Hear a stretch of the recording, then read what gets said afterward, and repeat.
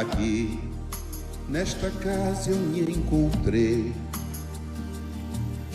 Entrei e aqui dentro vi saída. Sim, foi nessa casa de amor que as benesses do labor cicatrizaram minhas feridas. Depois de muitos e muitos passes, estudo e a água da paciência, religar e religuei, filosofiquei, tomei ciência. Aqui, nesta casa de oração, orei, pratiquei o evangelho.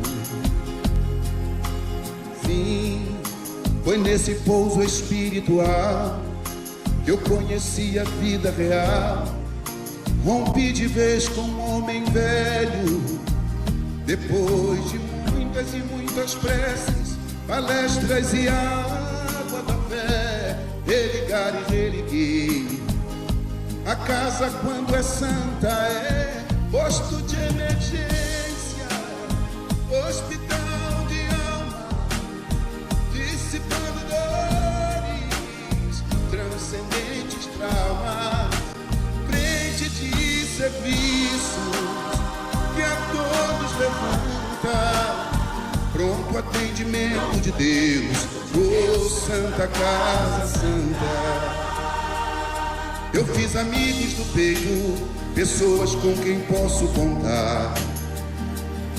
Atendimento fraterno, culto do evangelho no lar. Sim, nessa oficina de Jesus, chorei cantando quanta luz, com as vibrações desse lugar. Depois de muitas e muitas quedas, me fortalecendo na fé, religar e religuei.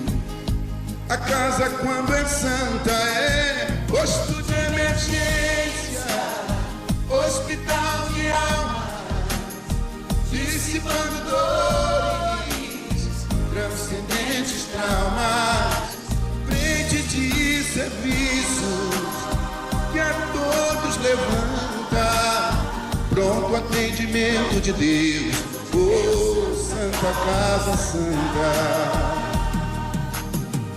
Por isso canto e dou graças a Deus,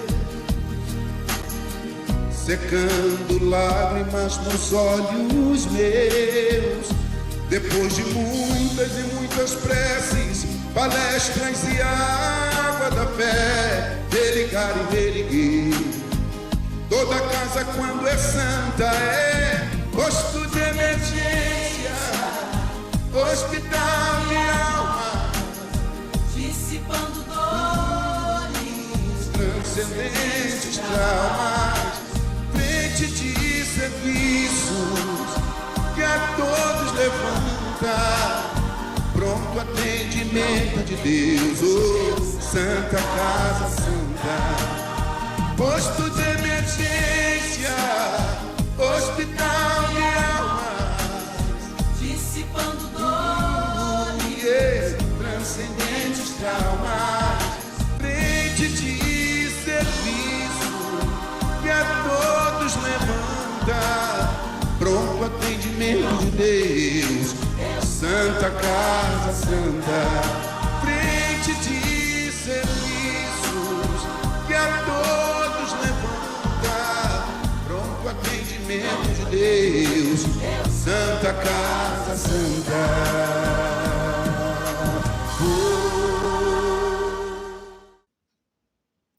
Boa noite, meus irmãos. Sejam todos muito bem-vindos a mais uma noite de estudo na nossa querida Casa da Paz. Na noite de hoje teremos o nosso irmão Maurício Mancini, do Centro Espírita Paulo de Tarso, que fica em Seropédica, falando para a gente sobre as bases sólidas da doutrina espírita. E para que a gente possa iniciar, vamos ler uma página do livro Caminho, Verdade e Vida, pelo Espírito de Emmanuel, psicografia de Francisco Cândido Xavier. É a lição número 5, intitulada Bases. e inicia com uma frase de João, com uma passagem do Evangelho de João, que é o capítulo 13, versículo 8. Disse-lhe Pedro: Nunca me lavarás os pés. Respondeu-lhe Jesus: Se eu não te lavar, não tens parte comigo. É natural, vejamos, antes de tudo, na resolução do Mestre, ao lavar os pés dos discípulos, uma demonstração sublime de humildade santificante.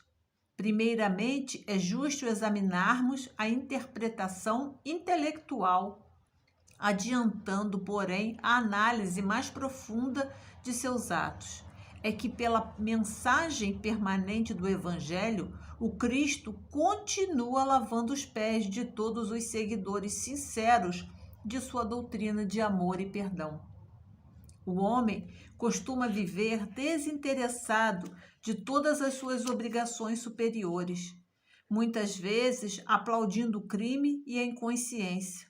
Todavia, ao contato de Jesus e de seus ensinamentos sublimes, sente que pisará sobre novas bases, enquanto que suas apreciações fundamentais da existência são muito diferentes. Alguém proporciona leveza aos seus pés espirituais para que marche de modo diferente nas sendas evolutivas. Tudo se renova e a criatura compreende que não fora essa intervenção maravilhosa e não poderia participar do banquete da vida real. Então, como o apóstolo de Cafarnaum experimenta novas responsabilidades no caminho e desejando corresponder à expectativa divina, roga a Jesus lhe lave não somente os pés, mas também as mãos e a cabeça. Essa leitura é muito bonita, né? Muito bonita e nos traz grandes reflexões. Vamos então à nossa prece inicial. Convido a todos que assim queiram se juntar a nós, elevando seus pensamentos ao nosso Mestre querido. Jesus, mais uma vez, pela tua infinita misericórdia, aqui estamos reunidos em teu nome, Mestre querido, para mais essa oportunidade de juntos refletirmos sobre os teus ensinamentos, para que juntos possamos desfrutar desse banquete divino. Que a tua paz, Senhor, envolva todos os lares, envolvendo a cada um de nós, Mestre querido. Que a tua paz, a tua luz esteja conosco, nos incentivando, Senhor, a prosseguirmos na marcha, apesar de muitas vezes os nossos pés estarem doloridos, sangrando, mas temos que continuar, Mestre. Dai-nos força, incentiva-nos sempre, Mestre querido, de continuarmos a nossa caminhada evolutiva. Ampare a cada um de nós, ampare a todos aqueles que passam por provas e expiações dolorosíssimas, envolvendo em muita paz, Mestre. E assim, Mestre querido, pedimos a tua permissão para iniciarmos o estudo da noite de hoje. Que assim seja, graças a Deus. Vamos então, meus irmãos, à palestra da noite de hoje, que foi uma palestra que foi gravada pelo nosso irmão no mês de dezembro do ano passado, de 2021, mas que sempre vale para as nossas reflexões. Vamos então ao nosso estudo. Uma boa noite de estudo para todos nós. Queridos irmãos e irmãs do Movimento Espírita do Estado do Rio de Janeiro, que nós possamos nos sentir aconchegados por Jesus neste momento de estudos. Quando nós pensamos em doutrina espírita, a primeira questão que surge é: para quê? Em que essa doutrina se baseia? Afinal de contas, o Espiritismo vem mesmo ser o consolador prometido por Jesus? Afinal de contas, é isso mesmo? Quais são as bases do Espiritismo? A gente pode dizer, as bases do Espiritismo estão aqui no Livro dos Espíritos. As bases do Espiritismo estão aqui no Livro dos Espíritos. É verdade, não vou negar isso para vocês. Mas é muito importante que a gente entenda que não basta ler o Livro dos Espíritos, né? Que não basta começar lá da primeira página da introdução até a última página da conclusão e dizer assim, sou espírita. É necessário compreender por que nós somos espíritas. E aí, lógico, A primeira base, o primeiro pilar de sustentação da doutrina, desse momento, do que ela traz para nós de informação, do que ela representa de conforto, consolação nas nossas vidas, aparece já lá em Jesus, no Evangelho de João, capítulo 14, nos versículos ali de 11 ao 31 inteiro, a parte em que ele fala do Consolador, mas um trecho um pouquinho antes, ali do 11 ao 15, ele fala do Consolador prometido. Ele diz assim, olha, se nós o amarmos, se guardarmos o seu mandamento, ele mandará um outro Consolador, o Espírito de verdade, que o mundo não podia ver, mas que ficaria conosco para sempre. Então, a primeira base do Espiritismo, como Consolador prometido por Jesus, a primeira base da doutrina do Espiritismo é exatamente a promessa de Jesus.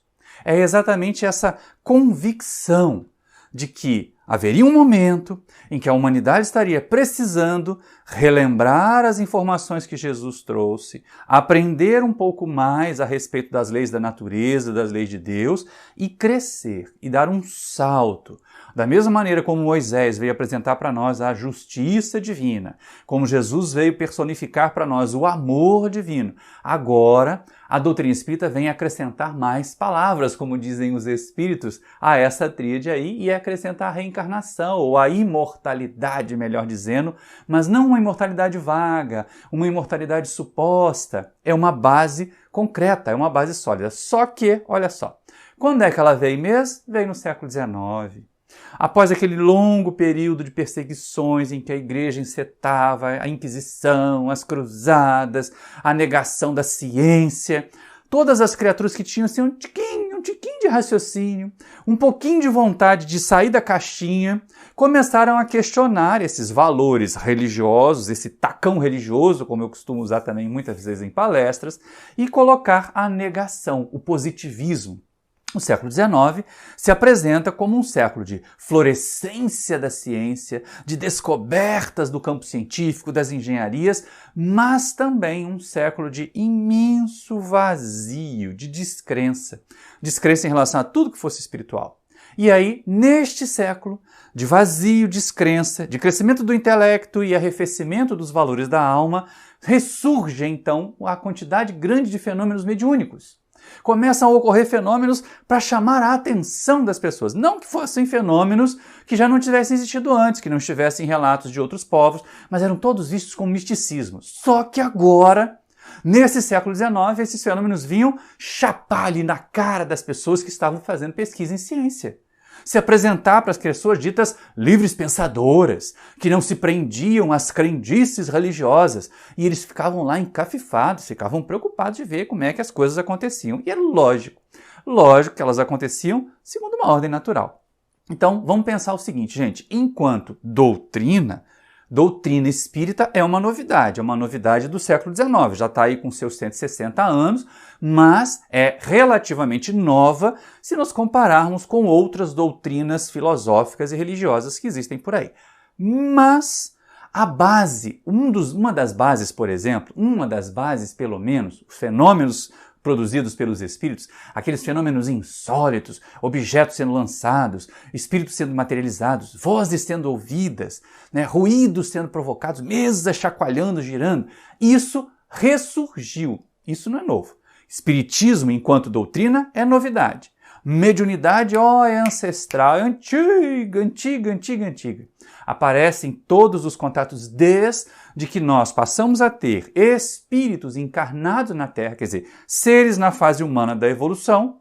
Esses que estão do lado de cá, na vida material, começaram a ter contato com os outros que estão do lado de lá, na vida espiritual. Embora nenhum de nós precise, nesse primeiro momento, acreditar na vida espiritual, mas que os fenômenos ressurgiram de forma bastante contundente, bastante intensa, chamando a atenção das pessoas ali na sociedade. Primeiro virando diversão, né? Porque o povo gosta de curiosidade, novidade. Depois é que as coisas vão ganhando, então, um projeto diferente, um projeto filosófico, um projeto científico, porque esse é o aspecto da revelação de uma doutrina. Mas, do ponto de vista da mediunidade, os espíritos sempre falaram. O mundo espiritual sempre buscou comunicação com o mundo físico. Não tenhamos a menor dúvida em relação a isso.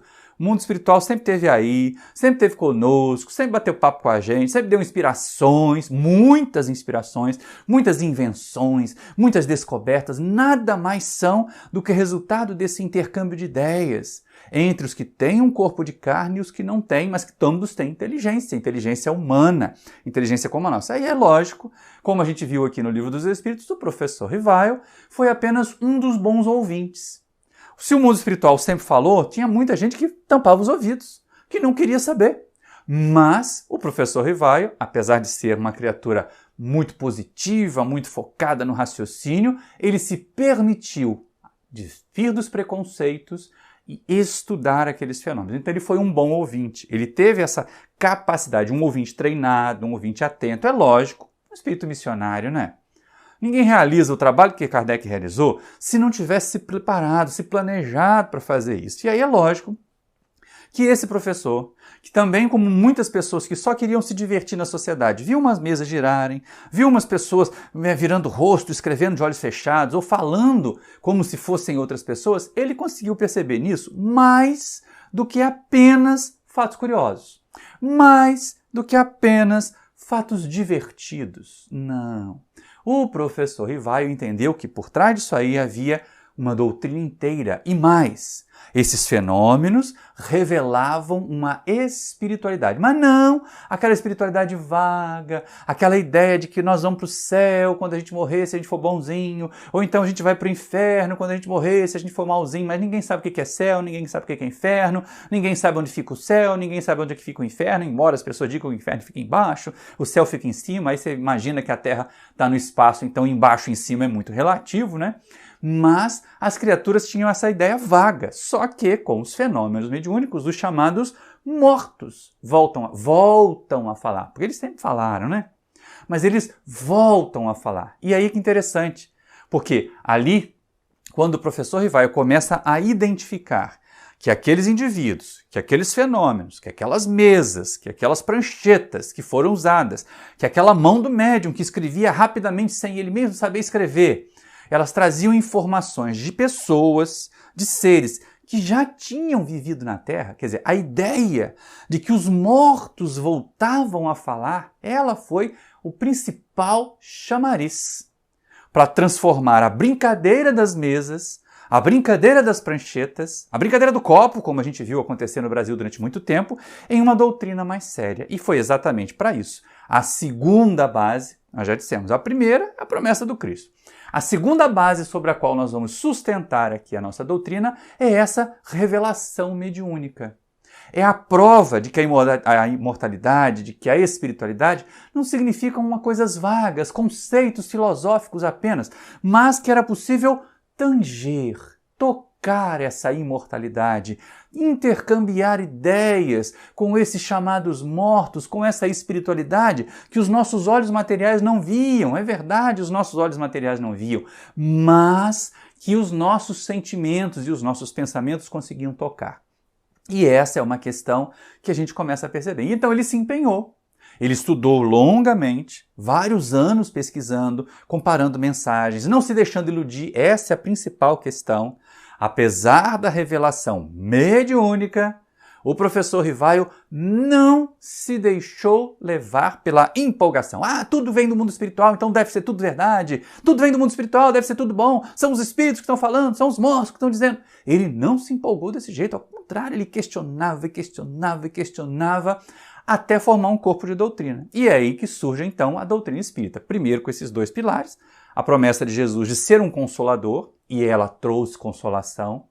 Essa ideia, gente, de que pessoas que viveram na Terra e, portanto, amaram e foram amadas, continuam vivendo e mostrando que estão vivendo, provando por comunicações, por detalhes que continuam vivendo, é imensamente consolador, embora nós não devamos parar aí.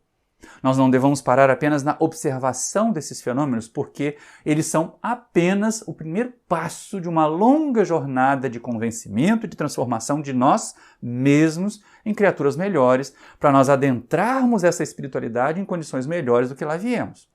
Porque nenhum de nós que está aqui na Terra deve estar muito satisfeito com a vida que está levando. Por mais que tenha saúde, riqueza, né, beleza física, vai bater algum tédio, vai bater alguma dificuldade, vai acontecer alguma traiçãozinha, algum afastamento de alguém querido, a desencarnação de entes queridos, e aí a gente vai sentir desconforto. Então, para sair desse desconforto, ou para encarar esse desconforto de uma forma mais corajosa, aqui está a doutrina espírita embasada para nós, na promessa de Jesus e na revelação que os Espíritos fizeram desta realidade espiritual que aí está. Mas é lógico, precisamos de mais. Então, no dia 18 de abril de 1857, saiu a primeira edição desse livro aqui. O Livro dos Espíritos, ainda pequenininho, uma primeira versão.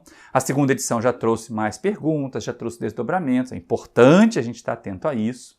Mas foi apresentado para nós, então, a base, o começo. O começo de tudo é o Livro dos Espíritos. E Allan Kardec, lá na introdução do Livro dos Espíritos, que é o objeto de estudo do nosso trabalho de hoje, ele vai fazer para nós um resumão, vamos pensar assim, mas um resumão de alguém que é educador. Então Kardec começa pelo começo. Tá? Era uma doutrina nova, era uma doutrina com características novas, apresentava a possibilidade de pesquisar, de questionar conceitos. Então não era apenas uma doutrina espiritualista. Usar o termo espiritualismo ou neo-espiritualismo, como se usava nos países anglo-saxões, não parecia um termo adequado, porque muitas criaturas são espiritualistas porque simplesmente acreditam que nelas existe alguma coisa mais do que a matéria. Porque até acreditam que nelas existe alguma coisa que vai sobreviver à matéria e continuar vivendo, mas elas não sabem explicar como. Ou elas esperam aquele céu de delícias, ou elas temem aquele inferno de punições. Mas uma realidade em que intercambia-se seres entre o mundo espiritual e o mundo físico, essa não aparece em outras doutrinas espiritualistas do Ocidente, principalmente aquelas de base cristã, que tentaram fechar as portas da reencarnação, tentar fechar as portas desse intercâmbio por conveniência, porque era mais fácil controlar as massas se elas não acreditassem que podiam continuar evoluindo mesmo que tivessem fracassado nessa. Mas, olha só que coisa interessante, né? A gente começa a perceber essa caminhada aí, essa base. Então, Kardec começa criando o termo espiritismo, e ele diz assim, para ideias novas são necessárias palavras novas. Aí ele cria o termo espírita, para designar os profitentes, os seguidores, os adeptos da doutrina espírita ou do espiritismo, que é a palavra que ele também cunhou lá no século XIX. Então, não vem com essa história de que os espíritas estão condenados na Bíblia, porque o termo espírita não existe na Bíblia. Foi criado em 1857 com a publicação do Livro dos Espíritos. Lá naquela introdução, quando Allan Kardec define espiritismo como a doutrina, e espírita, ou espiritista, como ele mesmo diz, como seguidor, como profitente dessa doutrina. Então, vamos com calma aí para as pessoas não ficarem fazendo jogo, dizer que tudo é espiritismo, que tudo é macumba, não é não. Tem muita mediunidade ao longo do tempo, tem muitas doutrinas espiritualistas ao longo do tempo, mas como a gente vai dizer o seguinte, olha, todo espírita necessariamente é espiritualista. Porque faz parte da base, dos fundamentos da crença no espiritismo, e aí como nós estamos procurando as bases, né, faz parte dos fundamentos do espiritismo, crer que em nós existe algo mais do que matéria, e aí no caso nosso saber, perceber, constatar pelos fenômenos, pelos estudos que nós fazemos, tanto pelo raciocínio quanto pela observação nas reuniões práticas, nós podemos constatar isso, conferir essa realidade da continuidade da vida. Então, nós sabemos, então, todo espírita é espiritualista. Mas, gente, nem todo espiritualista é espírita, hein? Para ser espírita, tem que estar calcado nas bases da doutrina. Tem que estar muito focado. Então o Livro dos Espíritos, o Pentateuco vão constituir a Bíblia dos Espíritas. Não é isso. Como a gente diz, as 5 primeiras obras de Allan Kardec constituem a codificação da doutrina espírita. É um código. É um conjunto de informações, mas não são palavras que a gente tenha que fechar os olhos e sair cegamente. Ao contrário, a doutrina da fé raciocinada nos impõe raciocinar até sobre essas palavras. Então nós não temos uma Bíblia dos Espíritas. Nem o Evangelho segundo o Espiritismo, tadinho, vai aparecer aqui agora desse lado, nem o Evangelho segundo o Espiritismo é a Bíblia dos Espíritas. Porque ali Kardec coloca apenas algumas partes, algumas mensagens, alguns textos referentes ao Evangelho, uns poucos do Velho Testamento, para trazer explicações à luz da doutrina espírita dos conceitos que Jesus exarou há mais de 2000 anos. Mas O Livro dos Espíritos é a nossa base. Então, começar por aí, começar pelo começo. E aí, se existe como princípio da doutrina espírita essa imortalidade, a gente tem que saber que ser é esse que continua vivendo. E aí que Kardec traz, então, uma distinção. Ele vai aproveitar o item 2 da introdução. No item 1 ele faz essa criação da palavra espiritismo e espírita, né? Ou espiritista. Mas no item 2 da introdução aqui do Livro dos Espíritos, ele vai aproveitar para separar o joio do trigo. Porque fazemos muita confusão até hoje sobre o termo alma. E como alma é essa representação dessa inteligência, dessa parte não material que sobrevive ao corpo físico, portanto ela é um elemento essencial da doutrina espírita, ela precisava ser bem definida. E aí Kardec discute lá que muitas pessoas acham que alma é apenas essa energia que faz os corpos funcionar, e isso eles passou a chamar de princípio vital. E os espíritos também adotaram e usaram isso frequentemente, principalmente nas questões da primeira parte do Livro dos Espíritos. O termo princípio vital aparece como esse fluido que dá vida, ou como essa energia que dá vida, lembrando que a época do Kardec, a bioquímica também estava começando seu desenvolvimento, não conhecíamos aqueles ciclos químicos da biologia que transformavam matéria, né, e que transformavam as ligações químicas ao rompê-las e ao realizá-las, liberando energia para o corpo funcionar. Então, fluido vital é exatamente esta energia que surge ou que é movimentada pelos processos metabólicos, pelos processos biológicos dos chamados corpos vivos. Então, todos os seres vivos teriam essa alma vital, ou, como Kardec chama, princípio vital, porque é muito mais inteligente chamar assim, né? Mas, alguns desses seres vivos, que lá são chamados de orgânicos, mas a gente pode atualizar agora para o século XXI e entender que são vivos, porque petróleo é orgânico e não está vivo, né? Carvão é orgânico e não está vivo. Então a gente tem que entender que seres vivos, seres dotados de vitalidade, seres em que esse primeiro princípio vital está em circulação e está realizando os fenômenos metabólicos de reprodução, de alimentação, de excreção, de sustentação da vida, tudo isso, de refazimento ou reposição das células que morrem, tudo isso está acontecendo graças a essa energia que é posta em movimento. Ah, como seria bom ter o ciclo de Krebs na época de Kardec já conhecido. Mas ele veio um pouquinho depois e a gente passou a entender toda essa transformação aí das energias químicas no nosso corpo pelos processos metabólicos. Mas tá lá, seres vivos. Só que alguns desses seres vivos demonstravam outra peculiaridade. Eles não agiam mecanicamente. Não era uma plantinha, porque tinha raio de sol entrando pela janela, as folhinhas iam para o lado da janela. Não. Né? Eram uns animais que agiam, por exemplo, em bando para caçar, ou que construíam seus ninhos de uma forma muito precisa para proteger a prole. E nós também. Então aparece aí também um outro princípio, a inteligência. E aí Kardec desfaz uma confusão. Porque muitas criaturas também achavam que a inteligência que nós temos é um pedacinho, é uma parte da inteligência de Deus. Claro que se pressupunha logo a existência da divindade, de uma inteligência maior, de uma inteligência suprema. Mas, olha só que coisa, né? Kardec traz para nós essa observação de que, apesar de sermos uma inteligência, de ser uma inteligência emanada do Criador, nós não somos um pedaço do Criador. Então ele diz que as pessoas que chamavam essa alma inteligente aí como sendo uma parte de Deus, um pedaço da inteligência suprema, e quando morto o corpo ela voltava para esse oceano de inteligências, isso não é o que a doutrina espírita abraça. Não é o princípio da doutrina. Não é alma no conceito da doutrina. Porque apesar de não se extinguir com o corpo físico, caía num oceano. Era uma gota que se perdia lá num monte de outras inteligências, numa inteligência única, gigantesca, e não é isso não. Então é lógico. Uma inteligência ou um princípio inteligente. Olha como o codificador vai usando o termo princípio para poder trazer para nós essa ideia de vinculação com alguma origem. Princípio vital, como sendo a energia que movimenta a vida. Princípio inteligente, como sendo esta causa originária das manifestações inteligentes dos seres vivos observados na Terra. E aí ele diz assim, ela é emanada do Criador, mas não é parte dele, porque o panteísmo, que era a doutrina que as pessoas queriam, né, professar, porque elas já que não podiam ser Deus, elas queriam ser pelo menos um pedacinho de Deus, já não funcionava, pelo menos na doutrina espírita, não cabe o panteísmo. Mas então, Maurício, se nós somos parte do Criador, somos parte do Criador? Não, gente. Nós somos criaturas. Nós somos inteligência criada. O Criador é a inteligência suprema.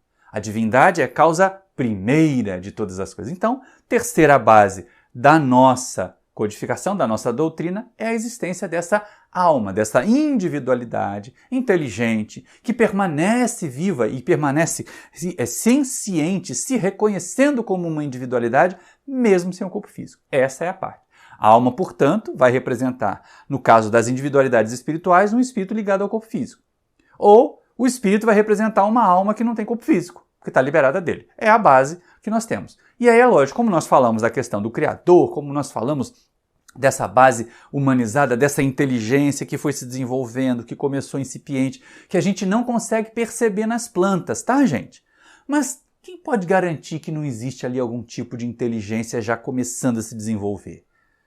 Como a gente observa aquela inteligência coletiva dos animais que vivem em bandos, que vivem em colmeias, que vivem em colônias. Ali não é uma inteligência individualizada, mas já é uma forma de inteligência. Talvez as plantas tenham e a gente não consiga perceber ainda, mas nos seres animais, e nós fazemos parte deles, a inteligência está ali, ela vai se desenvolvendo.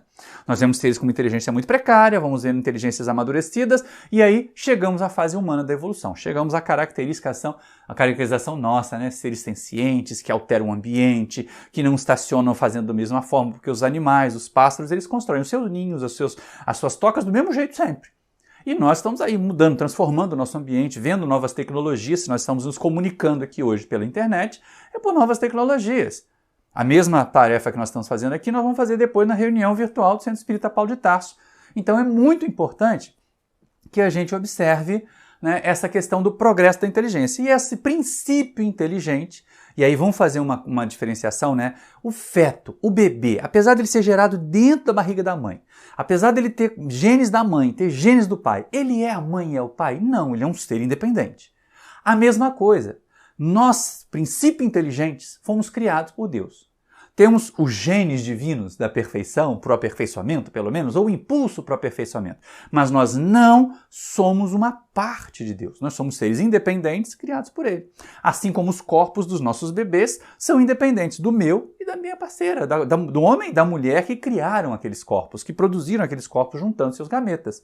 Então é muito importante que a gente entenda isso. E essa inteligência, então, ela vai jornadeando, vai crescendo, vai amadurecendo, e ela se humaniza, ou seja, ela alcança um ápice de conhecimento, evoluído bastante para se tornar totalmente independente, senciente, mas uma outra característica, porque os animais superiores, eles também são sencientes. O cachorro, quando ele olha no espelho, ele sabe que é ele. O gorila também. O elefante tem uma memória ótima.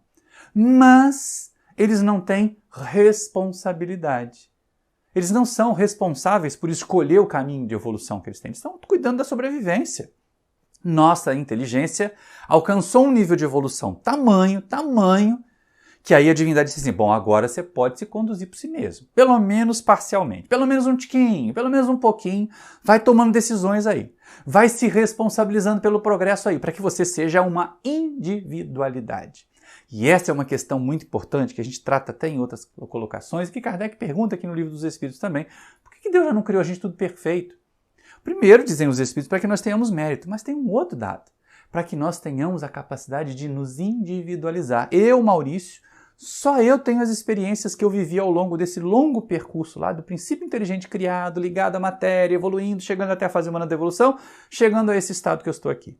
Você que está aí me vendo é absolutamente diferente de mim, apesar de nós termos muitas coisas em comum, muitos gostos em comum, muitos comportamentos em comum, até semelhança física entre os parentes, mas nós somos absolutamente individualidades. O que nos individualiza são as nossas experiências. Por isso, Deus criar simples e ignorantes, mas perfectível, que nos permite chegar à condição de individualidades. Seres separados entre nós, apesar de reunidos pela fraternidade, pelo amor, pela bondade divina.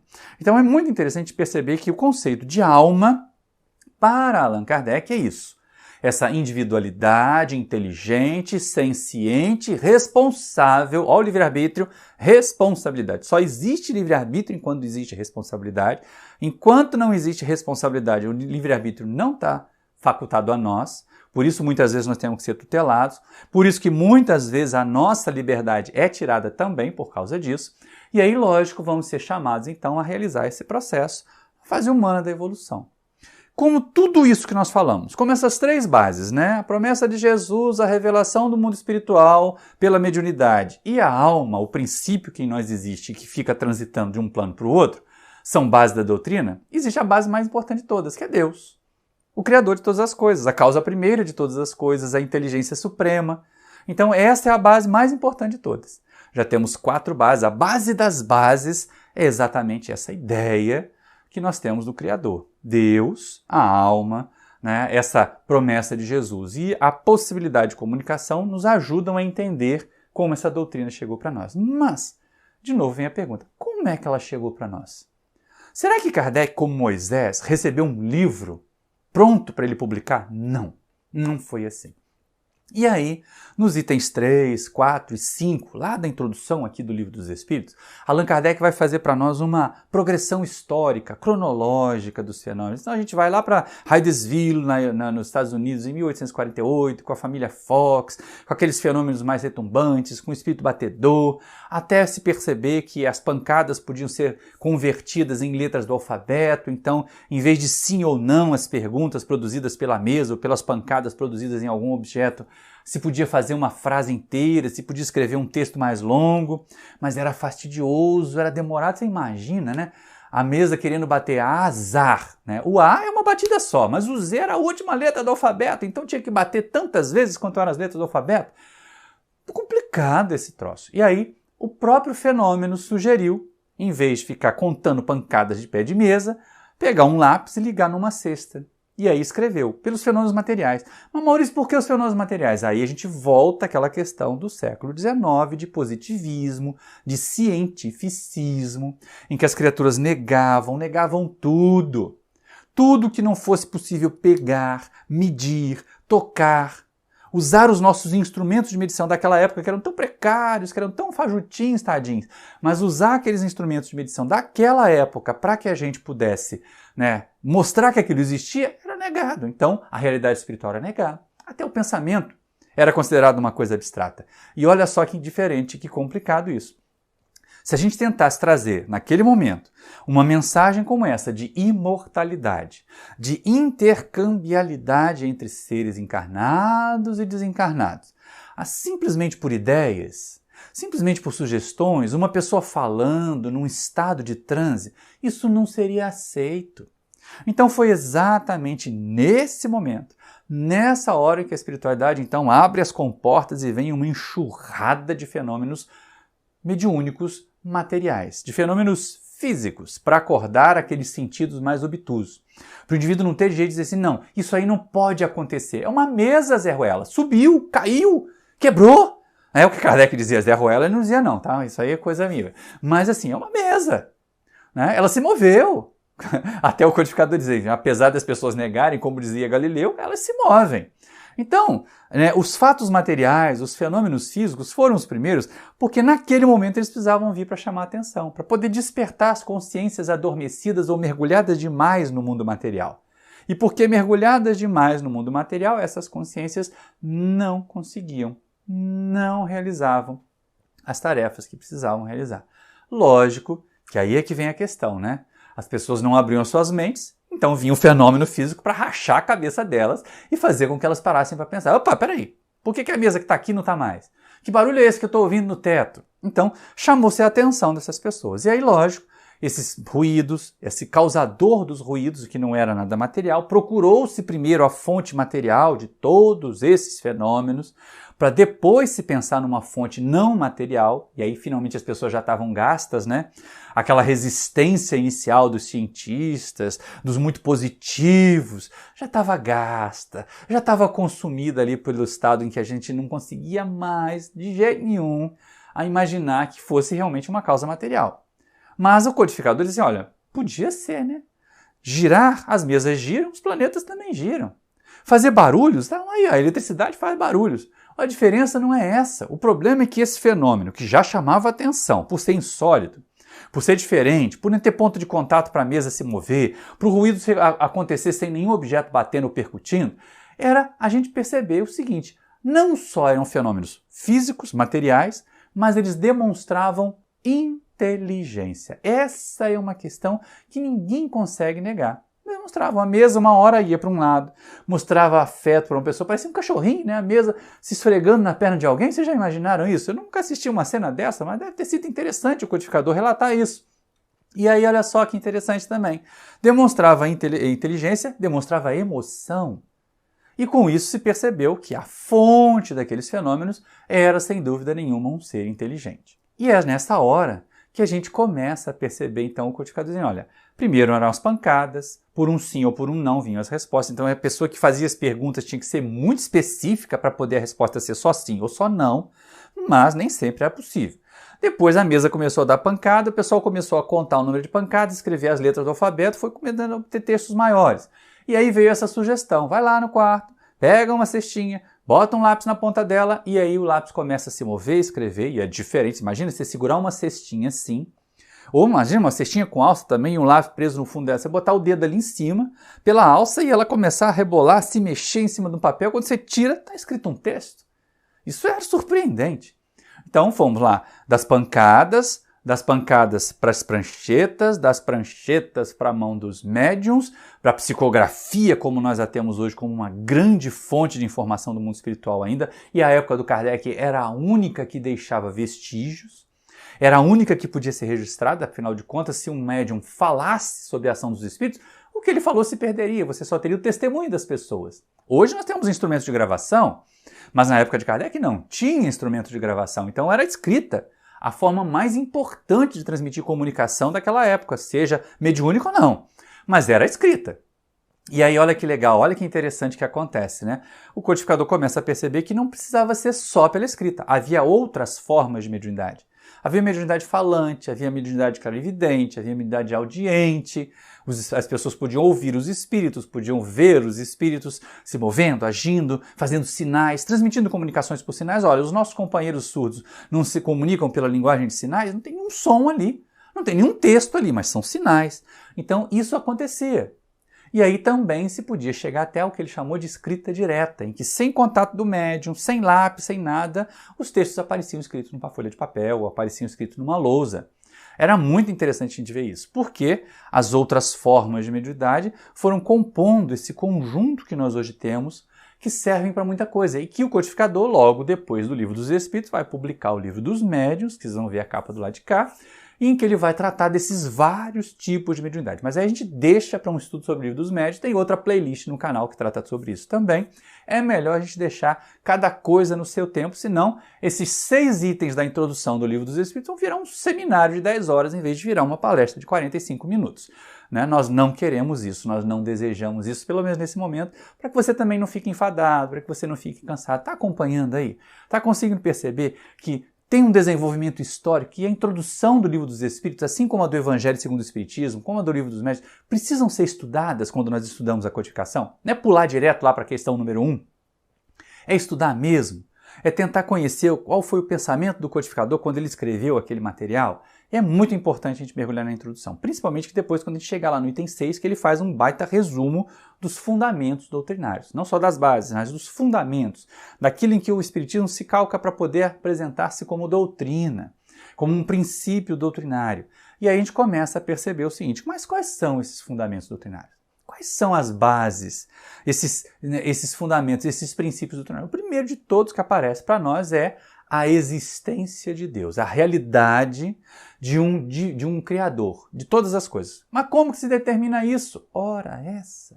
Se eu chegasse para você e dissesse assim, nossa, que beleza, essa TV de tela plana apareceu aqui de repente na minha mesa. Aí você ia dizer, não, Maurício, ó, teve um engenheiro que projetou, teve os mecânicos que fizeram, teve a indústria que fez toda a embalagem, teve a loja que vendeu para que isso chegue aqui no seu móvel. Então isso não apareceu do nada. Por quê? Porque a televisão de tela plana, de plasma, ela é tão inteligente, ela mostra tantos efeitos inteligentes que não é possível que ela tenha feito a si mesma, que ela tenha sido obra do acaso. E se a gente observar a criação, aí começa a aparecer, né? Efeitos inteligentes necessariamente vão caracterizar para nós a existência de causa inteligente. E aí, se a gente não encontra a causa no mundo material, se nenhum de nós é capaz de fazer, nenhum de nós é capaz de fazer. Tá? Não vem com essa história, não, porque agora a ciência já decifrou o DNA, é capaz de fazer. Fez o quê? Fez nada ainda. A gente só consegue transformar. A gente só consegue mudar aquilo que a gente aprendeu como é que funciona. Nós fazemos que nem criança pequenininha que ganha um carrinho, desmonta o carrinho para ver como é que ele funciona, depois não sabe montar de novo. Mas já sabe como é que o carrinho funciona. Já sabe que antigamente, no meu tempo, aquela coisa bem mais chinfrim, né? Você tinha um aramezinho que ligava as duas rodas, se você soltasse as rodas, o arame soltava também, ficava o carrinho arrastando de plástico lá no chão, mas a gente desmontava para saber como é que funciona. É o que a gente tem feito. É o que a ciência hoje tem feito. Ela tem desmontado a criação para saber como é que a criação foi feita, mas ela ainda não consegue criar. Nós só conseguimos transformar. Ah, mas olha só a televisão de tubo do passado para a televisão. Mas tudo isso veio o quê? Do conhecimento de como é que funcionam as leis da natureza. Nós aprendemos a conhecer para reorganizar, para montar de um outro jeito. Em vez de fazer aquela tela grande, com aquele tubo de vidro cheio de um gás, a gente aprendeu que uma tela fina, com impressões da eletricidade. As duas coisas têm como princípio a eletricidade funcionando, impressionando uma tela. Impressionando uma parte lá que fica ganhando grânulos coloridos, ou grânulos pretos ou brancos, e dando para nós a composição da imagem, enganando os nossos olhos, porque na verdade tem um monte de pontinhos ali, mudando de cor e pontinhos de luz, que fazem a gente interpretar aquilo como uma imagem em movimento. Mas nenhum de nós criou nada, nós só remontamos. Então hoje a nossa ciência, o que ela faz é desmontar a criação para poder aprender como é que faz. Para poder remontar e tentar remontar, e mesmo assim muito malemar, né? Se a gente pensar nos avanços da engenharia genética, nos avanços dessa área, sim, nós temos avanços. Nós temos hoje produção de vacinas com base em modificações de RNA, beleza, ótimo, é ciência, é progresso, o espiritismo abraça a ciência e o progresso. Mas nós não criamos, nós só modificamos por enquanto. Nenhum de nós ainda criou uma molécula inteira de DNA, nenhum cientista. Nenhum geneticista conseguiu pegar genes separados e criar o seu DNA. Não tem. Então a gente apenas vai analisando e vendo como é que funciona, substitui um aqui numa coisa que já existe, substituir um pedacinho numa coisa gigantesca que já existe só para dar uma função nova não é criar, né, gente? Criar é montar do zero. É começar do princípio. Então essa é uma questão importante que a gente tem que levar em conta. Deus é o primeiro fundamento, é o primeiro princípio fundamental do Espiritismo. Depois, é claro, aparece a alma ou o espírito. Porque se existe um criador, tem que haver uma criação para que ela possa reconhecer esse criador. Então nós, enquanto encarnados, almas. Desencarnados, desvinculados do corpo físico, espíritos. E basicamente é isso. A gente vai começar a perceber agora, já no item 6, esse resumo que Allan Kardec vai fazendo para nós, apresentando essa diferença. E aí, olha só, já que essa alma, uma hora tem um corpo físico, outra hora não tem, mas é a mesma individualidade, então nós temos a encarnação dos espíritos, essa mudança do plano espiritual para o plano físico, e a desencarnação, que é a mudança do plano físico para o plano espiritual, como uma regra também, como um princípio também. As várias transmigrações da alma entre o mundo físico e o mundo espiritual. E aí aparece o mundo espiritual como o mundo normal, primitivo, o mais importante. Aquele que pré-existe e que continua existindo depois do mundo material. E não é que é verdade? A gente não sabe quantos anos ou quantos bilhões de anos existe, né, na criação do mundo espiritual. Mas aqui o nosso universo, os cientistas estão aí fazendo as suas aferições, contabilizando, supondo datas, 4 bilhões e meio de anos para a Terra, 15 bilhões de anos para o universo conhecido. Mas tem tanta coisa desconhecida, né?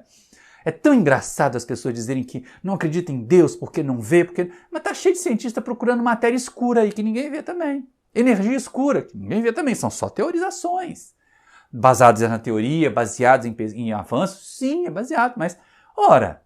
Se a gente está procurando algo que a gente não consegue detectar, como matéria escura, como energia escura, porque acredita que aquilo existe, deve ter lá, porque analisa os efeitos, e aí com os efeitos a gente acaba analisando que deve haver alguma coisa ali, vamos analisar pelos efeitos a necessidade da existência de uma divindade que criou isso tudo. Né? De costumam as pessoas dizerem, Deus, se não existisse, tinha que ser inventado para o bem da humanidade. E é verdade, eu concordo também. Mas aí a gente começa a perceber que essa encarnação entre um mundo e o outro, a desencarnação e a reencarnação. A desencarnação e a reencarnação são ciclos naturais, são princípios da doutrina espírita. Nenhum de nós fica parado num estágio nem material, porque não existe mesmo essa imortalidade no plano físico, essa elixir da longa vida que os alquimistas procuravam, ele não existe de verdade. O que existe é a nossa imortalidade enquanto espíritos. E aí, lógico, se existem seres aqui que são inteligentes, se existem seres no mundo espiritual que são inteligentes, se existe um mundo material, se existe um mundo espiritual, eles não se comunicam, não? Então a comunicabilidade entre os espíritos do mundo material e do mundo espiritual aparece. E ainda fica uma questão interessante que Kardec também coloca e que algumas pessoas podem perguntar assim, mas se o espírito é uma coisa tão sutil, é uma coisa que atravessa a parede, é uma coisa que não tem nenhum obstáculo, como é que a gente vai garantir que esse espírito pode atuar sobre essa matéria grosseira aqui? Allan Kardec não conhecia no seu tempo o que nós hoje sabemos, os controles remotos, né, gente? Você imagina um médico num outro país, né, através da internet, sem contato físico nenhum, movimentando algumas teclas ou algumas manoplas, ele opera um paciente no hospital aqui no Rio de Janeiro. Então, ele está atuando, né, usando um monte de elementos não materiais. Imagina, a internet, né, energia que está sendo transmitida aí, ó, ondas. Né, e essas ondas são captadas, são traduzidas, são transformadas em movimento e o médico opera. Então, Kardec não conhecia isso no seu tempo. Talvez por isso tenha ficado tão mais difícil explicar como é que o espírito atuava sobre o corpo. Mas eles trouxeram então a ideia do perispírito, que é um corpo fluídico, energético, mais energia do que matéria, vamos pensar assim, né? Porque o controle remoto ele atua muito mais com base na energia, que atua sobre um outro receptor de energia, que faz aquele movimento atuar sobre a matéria. A mesma coisa o perispírito. Então o perispírito é o controle remoto do espírito, é o controle remoto que o espírito usa para fazer o corpo funcionar. Vamos encarar desse jeito e a gente fica satisfeito ali com Kardec. Mas uma coisa que o codificador também percebeu, perispírito também é um princípio doutrinário, é que sim, as comunicações não eram iguais. Não vinha só comunicação boazinha, maravilhosa, dando instruções magníficas. Não, vinha umas coisas horrorosas, obscenas. E aí Allan Kardec percebe, com a instrução dos espíritos, que não há igualdade de gradações. Então a escala espírita, vários graus de evolução num mesmo mundo, em vários mundos, e a evolução chegando quase ao infinito, chegando à aproximação com Deus. A escala espírita nos apresenta então desde os espíritos mais atrasados, mais materializados, até os espíritos puros. Aqueles que conseguem perceber, sentir, compreender a divindade de forma mais ampla, de forma mais abrangente. E aí olha só, né, gente? Não dá para fazer isso tudo num mundinho como esse nosso aqui. Por mais que a Terra tenha evoluído, nós ainda somos tão chinfrim, nós ainda somos tão atrasados. O pessoal fica imaginando aí fazer viagem espacial, né? É muito legal filme de ficção científica, mas eles têm um equívoco terrível. Nós só conseguiremos cogitar de sair do planeta e colonizar o planeta quando nós não formos mais destrutivos. Porque enquanto nós somos destrutivos como nós somos, nós não estamos cuidando nem do ambiente que nós vivemos, vamos colonizar outro planeta. Imagina levar essa lixarada toda que a gente está jogando fora aqui pela janela dos carros para um planeta diferente do nosso. Deus não consentiria nisso, né? Então, precisa que o nosso desenvolvimento moral também aconteça para que a tecnologia surja e nos permita o desenvolvimento tecnológico que nos leve a percepções mais amplas. Vamos deixar o telescópio Webb aí mostrar para nós as coisas que existem no universo, mas sem muita imaginação de que vai vir um ET com anteninha para resgatar a gente aqui ou para sequestrar a gente aqui, tá, gente? Porque da mesma forma como nós não conseguimos sair do nosso planeta, porque ainda somos destrutivos, se há espíritos fazendo viagens espaciais em corpos materiais, eles têm evolução moral tamanha, tão grande, que é como se eles não precisassem de corpos materiais. Não é mais inteligente fazer assim? Não é mais inteligente visitar um planeta quando eu chegar à condição de puro espírito? E aí eu vou lá fazer um estágio para ver como é que é governar um planeta e depois eu venho e as mãos do Criador vou receber também o meu planeta para eu poder cultivar. Quando eu chegar nessa condição de espírito puro, que nem Jesus fez, vai lá ver Emmanuel no livro A Caminho da Luz, ele falando sobre Jesus trabalhando conosco. Então é muito interessante a gente pensar desse jeito. E a escala espírita mostra então que a gente sempre progride, não existe regressão. Ah, mas o indivíduo foi um barão, foi rico, agora está nascido lá numa comunidade, passando um aperto. Mas é a mesma inteligência e a mesma moralidade. A única coisa que mudou foi a condição material. Era um barão rico, mais obtuso, era um barão rico, mais grosseiro, era um barão rico, mais inferior moralmente, e pode até acontecer, hein, gente? Decorridos esses anos todos da vida do barão, equivocado e rico, até a vida daquela criatura que está lá na comunidade, passando aperto, estudando com dificuldade, com caderno reaproveitado, ele tenha progredido moralmente. Pode ser que lá na comunidade ele seja um espírito mais elevado na escala espírita do que foi quando era barão. Na verdade, com certeza será. porque a lei é de progresso. E aí Allan Kardec destaca para nós aqui no Livro dos Espíritos que não existe a teoria da metempsicose, ou seja, voltar a viver em corpos de animais. Nós sempre, uma vez chegada à fase humana da evolução, vamos continuar encarnando em formas humanas. Ninguém se preocupe que não vai virar coelhinho, que não vai virar serpente. Ai, mas aquela minha sogra, ela devia reencarnar como uma jararaca. Não, isso não existe nem na mitologia e nem nas piadas, gente. O que a gente observa é que é sempre progressivo. Hoje nós estamos no melhor ponto que jamais estivemos. Pode ser que não seja materialmente, mas nós estamos espiritualmente no nível mais elevado da nossa própria escalada evolutiva. É claro que tem muitos espíritos acima de nós, como também devem existir muitos espíritos inferiores a nós. Mas nós, olhando para nós, e aí a gente tem que perder a curiosidade com relação ao passado, né? Porque essa história de ficar escarafunchando existências anteriores não dá muito certo. Vai olhar a palestra que a gente já tem aí no canal que vocês vão ver. Então observem isso. Né? Não existe essa ideia de que o meu passado eu era melhor. Não era. Moralmente não era. Espiritualmente não era. Podia estar numa condição social melhorzinha, mas era uma pessoa pior. Não adianta querer descobrir que era um barão sem vergonha. Não adianta querer descobrir que era um cardeal desonesto.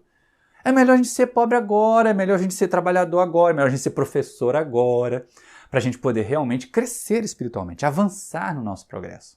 E esses princípios doutrinários então vão realizando isso. E aí, como eu tinha falado, e como a gente já vem aí supondo a história das viagens espaciais, um outro princípio doutrinário, que é uma conclusão natural, como o progresso é quase infinito e como na Terra esse progresso não é alcançável, necessariamente os espíritos que alcançam o limite da Terra vão progredir em outro mundo. E aí a pluralidade de mundos habitados também é. Deus não criou as estrelas e os outros planetas só para enfeitar os nossos olhos à noite, para encantar os nossos olhos à noite. Não, ele não fez isso, gente. Na verdade, cada um desses orbes aí deve ter seu conjunto de planetas, como o Espírito Agostinho relata para nós lá no Evangelho segundo o Espiritismo, quando ele fala da escala dos mundos, né? Mas a questão toda é a gente entender isso aí. Uma coisa importante que fecha esse item 6 da introdução, que é o tema do nosso estudo, é que Kardec conclui ali o seguinte: olha, a moral espírita é a mesma moral do Cristo. A ética espírita é a mesma ética de Jesus. Então por que o Espiritismo veio?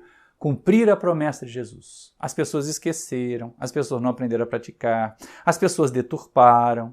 E aí vem uma doutrina trazer de volta Jesus. Como Emmanuel diz, cristianismo redivivo a doutrina espírita.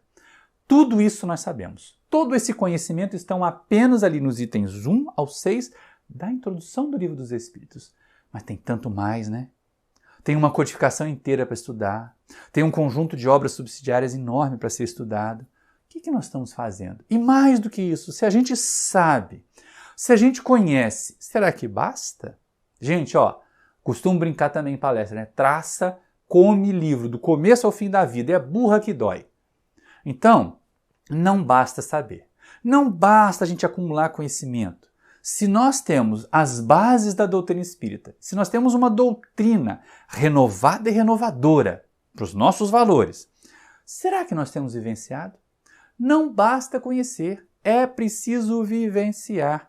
Como é que nós estamos agindo? Nós que nos dizemos espíritas, nós que abraçamos esse livro, que dizemos, tem gente que usa o Livro dos Espíritos quase como os nossos irmãos evangélicos usam a Bíblia, né? Bota debaixo do braço e fica recitando lá as questões para poder dar explicações para os outros. Mas viver que é bom, nada. Vivenciar que é bom, neca. Então, esse é o questionamento que eu quero deixar aqui no final do nosso estudo. Como nós temos agido na Terra? Temos por princípio que somos imortais. Você vive como alguém que sabe que é imortal? Eu vivo. De vez em quando eu tenho meus receios, de vez em quando eu me pego olhando assim, mas eu não posso me desfazer disso aqui porque eu vou precisar. E às vezes eu não vou precisar, fico entulhando coisa. De vez em quando eu adoro fazer essas faxinas de guardar roupa, jogar fora um monte de caixa velha. Porque chega, tem que guardar, porque senão tem um período da troca, e no final das contas você acaba esquecendo a caixa velha lá e não troca, e o produto acaba e a caixa não, né? Então a gente de vez em quando tem que fazer faxina nos armários, jogar fora os trem velho, para poder ir renovando. Então, esse apego às coisas materiais, essa vinculação, muitos de nós nos dizemos espíritas, nos dizemos espiritualistas, mas agimos como materialistas.